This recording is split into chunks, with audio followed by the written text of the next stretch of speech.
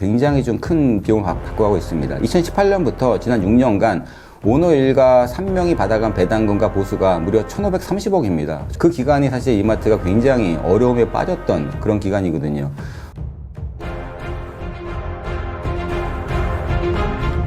자, 최근 이마트 그룹이 좀 위기가 좀 계속 이어지고 있는 것 같습니다. 지금 최근 뉴스 나온 부분들 보시면은 제주 소주가 매각이 됐고 스무디킹이 철수가 됐다라는 뉴스가 지금 나오고 있는데, 제주 소주 같은 경우에는 뭐 이마트 그룹 정영진 회장 야심작으로 이 주류 사업으로 진출하면서 굉장히 많은 투자를 했었죠.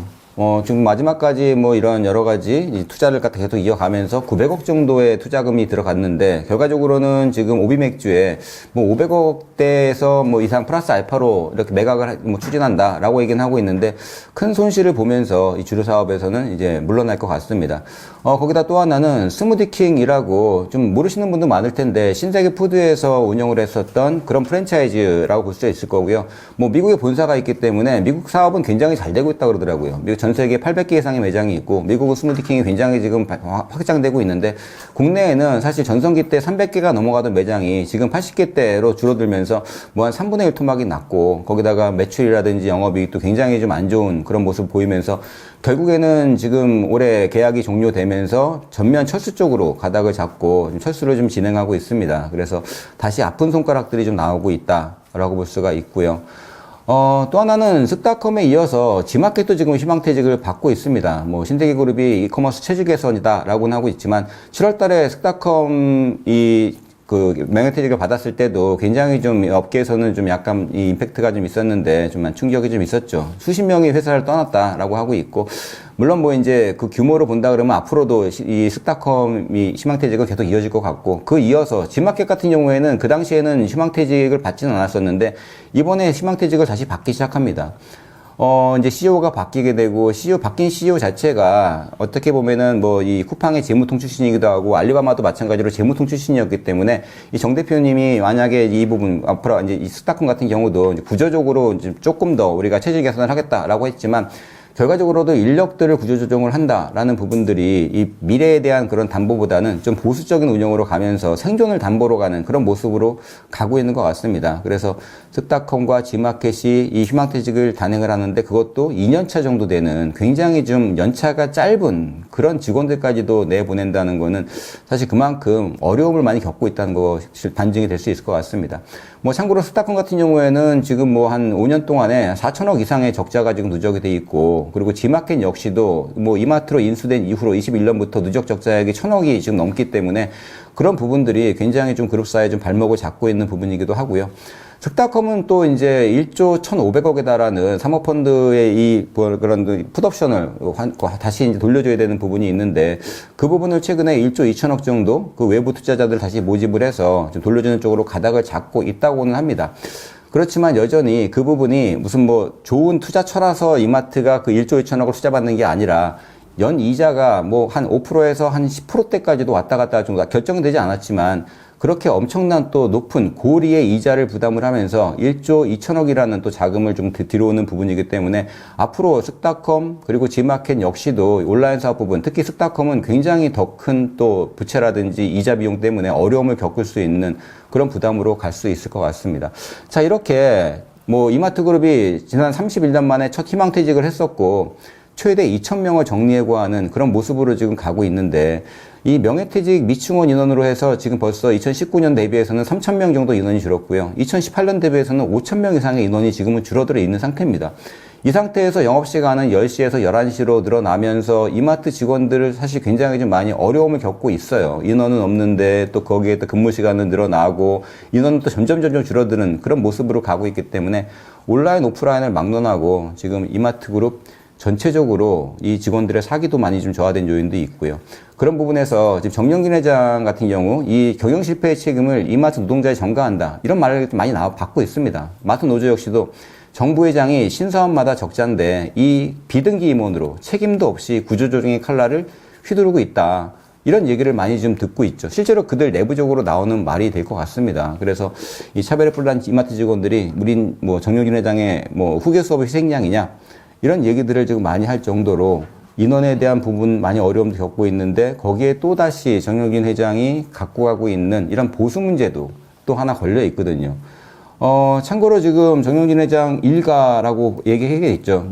정의경 동생도 있고 또 이제 모친도 계시는데 사실 이 3인의 이 정영진 회장 일가가 가져가고 있는 보수가 굉장히 좀 큰 비용을 받고 가고 있습니다. 2018년부터 지난 6년간 오너 일가 3명이 받아간 배당금과 보수가 무려 1,530억입니다. 저도 이 금액을 보고는 좀 놀랐는데 5년 동안에 1,500억이 넘는 돈을 이 급여와 배당금으로 지금 가져갔는데 그 기간이 사실 이마트가 굉장히 어려움에 빠졌던 그런 기간이거든요.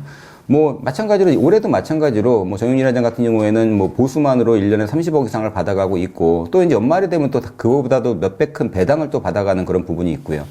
또, 지난 6년간 대표이사를 역임했어요. 4년 정도 대표이사를 역임했었죠. 강은석 대표 같은 경우만 하더라도 1년 연봉이 20억이 넘었었거든요.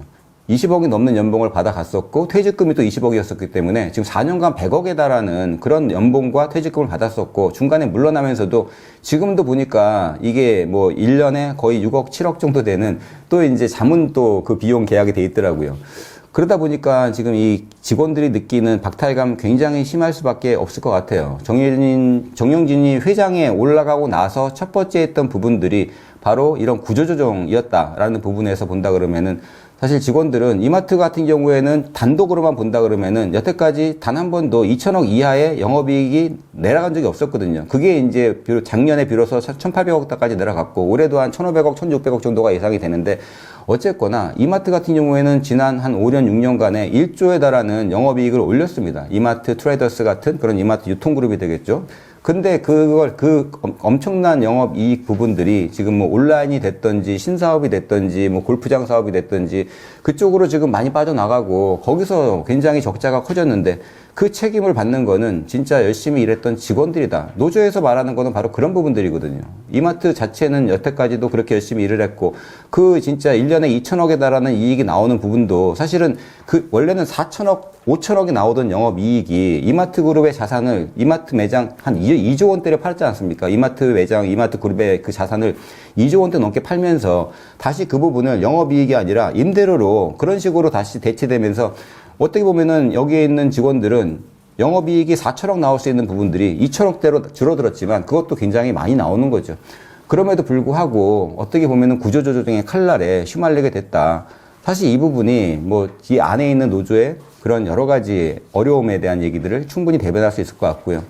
거기에 또 이 7년째 미등기 임원, 정윤진 신세계 회장 같은 경우에는 사실은 여태까지는 7년 전만 하더라도 등기 임원이었다가 미등기 임원으로 지금 갈아탔죠. 7년째 미등기 임원인데 무책임과 혁신 사이, 그러면서 혁신을 갖다 부르짖고 있고 본인은 경영에 대한 책임을 지지 않고 있기 때문에 조금 어떻게 본다 그러면 이런 부분들이 직원들이 보기에나 외부에서 봤을 때도 이 등기임원으로 가서 본인이 정상적인 사업 판단을 하고 거기에 따른 책임을 질 수 있는 그런 구조로 가는 부분들이 필요하지 않을까라는 생각도 합니다.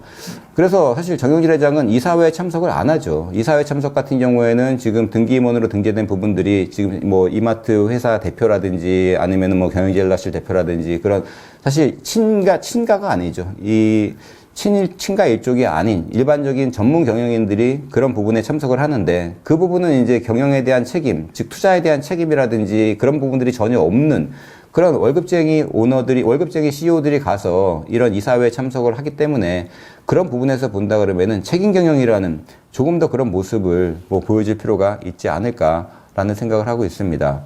그래서 이 주주총회에도 참석을 하지 않으면서도 1년 연봉이 한 37억 정도 받아갈 수가 있었던 부분들, 그런 부분들에서 본다 그러면은 사실 신세계그룹 계열사 가운데 총수 일가의 등기임원 등재 비율이 4.9%로 10대 그룹 평균 8.3%보다 현저히 낮고 또 보수는 상대적으로 가장 이 직원과의 보수 격차가 큰 그룹이 바로 신세계그룹이었기 때문에 이 부분에서 조금 더 이슈가 있지 않을까라고 생각합니다.